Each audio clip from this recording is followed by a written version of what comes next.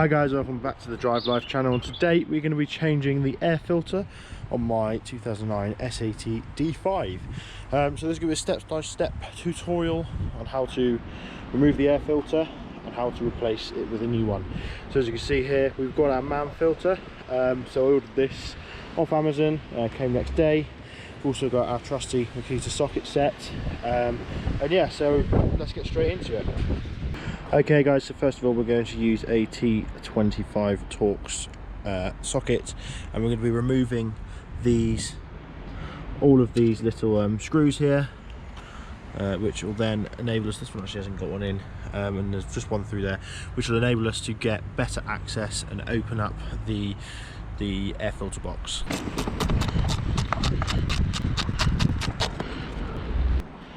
Okay guys, so I've removed most of these screws. I've had real trouble getting to the back of this one, but what I found out is you can actually lift it up enough to be able to remove the old filter. So that's what we're going to do. I'm just going to set you guys down. Hopefully it'll stay. Just so I can use two hands for this one. Like that. And there we go, we can inspect the old filter. And as you can see, it's not in too bad a condition. I'm only doing this sort of a precaution measure really, because obviously I bought this car at auction.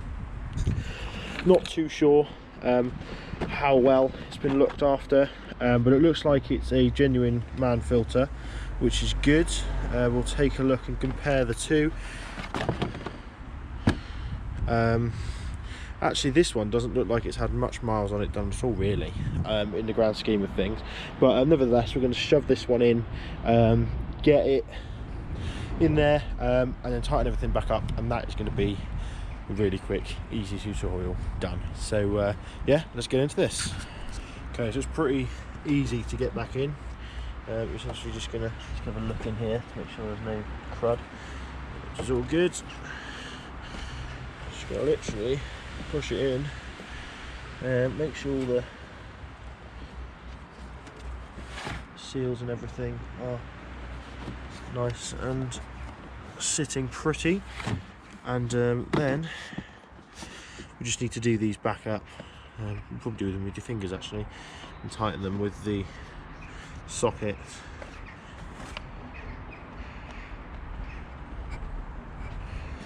Yeah, so guys, that's the only tool you actually need is a Torx 25.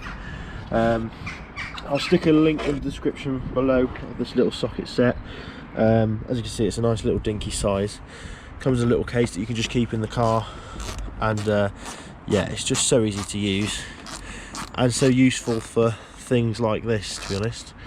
We'll just do them all sort of up a little bit of a time, like you do with your wheels, just so it's equally tight on all parts. But yeah, so that's it guys. Thank you very much for watching.